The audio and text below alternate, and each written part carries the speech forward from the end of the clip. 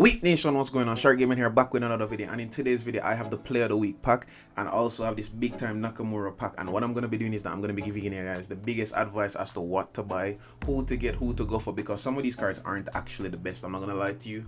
So I'm just going to give you guys my top 6, starting from number 6 going all the way to number 1, because you guys already know how it is, because you know I'm looking out for you guys. Some of these cards aren't really the best, but you have some very decent to very good players in this pack, so you can use them based on who you like, you know what I'm saying? So let's get into it. Number 6, we're gonna look at Barola. Barola is a 96 rated prolific winger, plays for PSG, you know what I'm saying? 182 centimeters, so that's about 6 foot and a half thereabout. His speed is 94. That's one of the best traits that I like about him, that he has 94 speed and 92 acceleration. His offensive awareness is 79. It could be better, so this is why he's number 6, you know what I'm saying? He's number 6, so if you get him, you can use him because you can play him right wing and left wing. You can play him center forward too, but I wouldn't really recommend you to play him at center forward because his finishing is only 83 and his offensive awareness is only 79. If his offensive awareness was saying 85, then maybe you could use him, but for now I wouldn't recommend you guys using this card. So yeah, he's number 6 on the list, and he does have long range curler. He does have double touch. You see me? That's why he's even on the list, because double touch. Once you have double touch, even the worst dribblers, aka me, can dribble very well. Soul control, cut behind, turn, etc. But if he had a better thing like one touch pass, and he also had pinpoint crossing, this card would definitely be higher up in the list. It's just that he doesn't have those lovely stuff, so it don't make any sense that that's a oh oops, you guys should get this player, whatever. But definitely this player is a very good player as it pertains to that. And I'm pretty sure he can win a few headers here and there, because 71 heading and 74 jump isn't bad at all. I wish he could play left mid and right mid, because a lot of people like to use formations like that, but it is what it is. Let's move on to number 5. Number 5, we have Xerxes. Xerxes a dummy runner, so he's technically like a Muller, you know what I'm saying?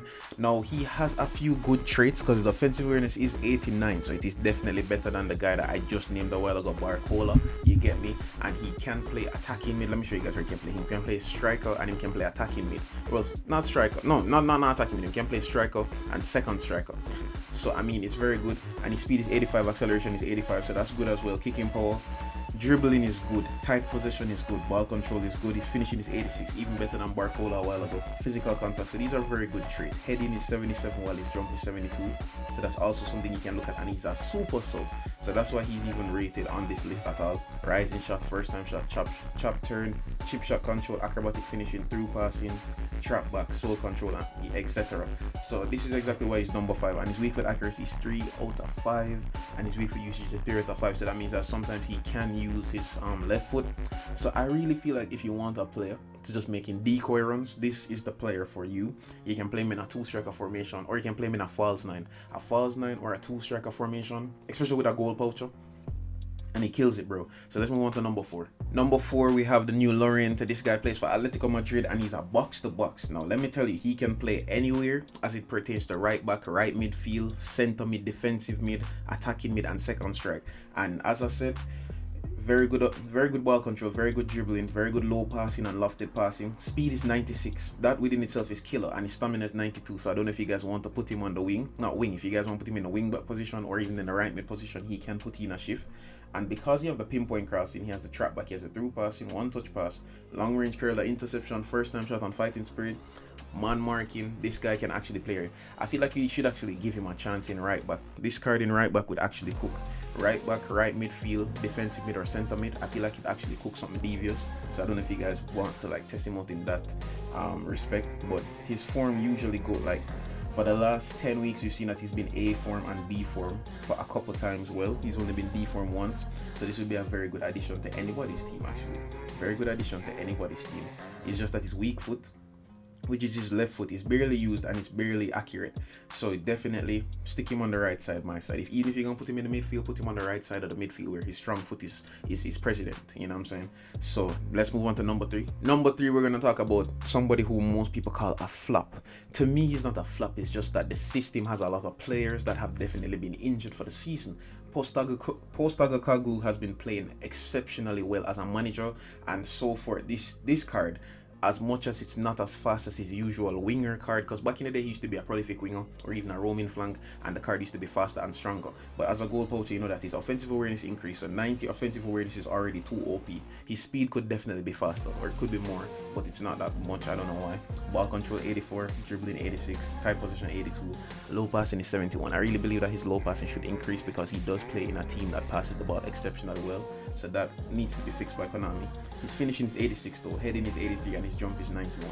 I feel like that alone says it all without even looking at the traits. But the traits do include acrobatic finishing, because he does score bicycle kicks, obviously.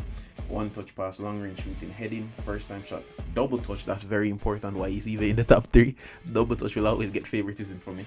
So if you get this card, trust me, this card, as long as he keeps staying within C form and up, this card is OP.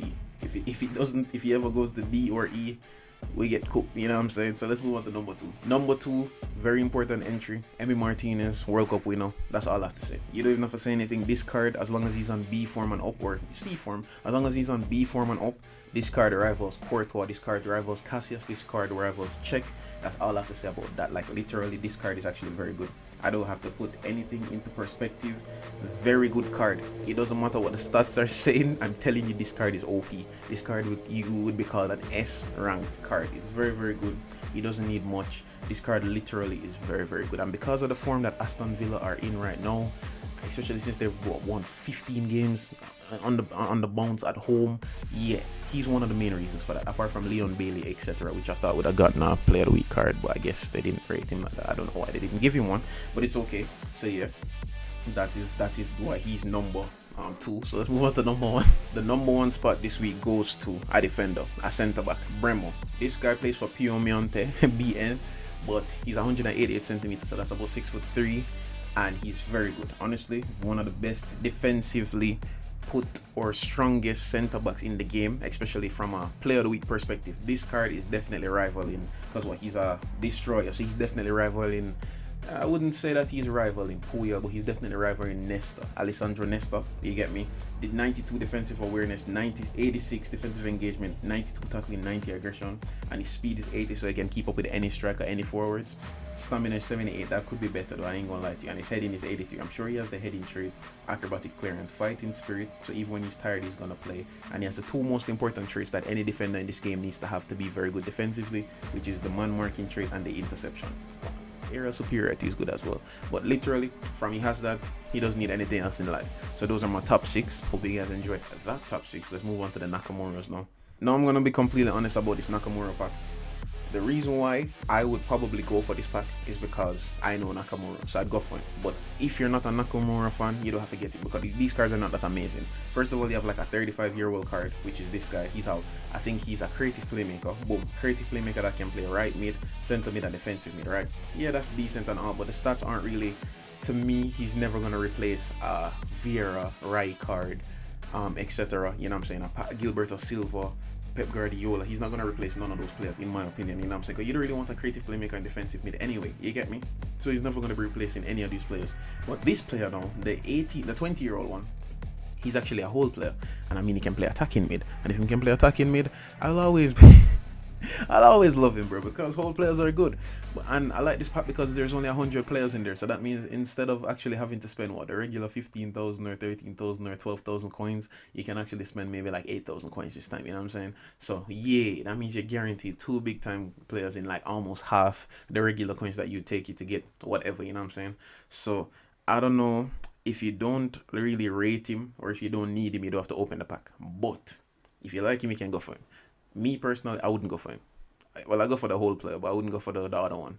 But I don't need to replace anybody, because in my attacking mid, I literally have Messi, Hullit, Bergkamp, etc. So for my main account, don't need him. For the free to play, not gonna open that one. For the second account, maybe I'd want to amp it up with some big time players, fine. But let me know in the comment sections if you guys got this player. If you guys got this player, let me know so I can, you know, whatever the case may be. Don't forget to like the video. I'm out.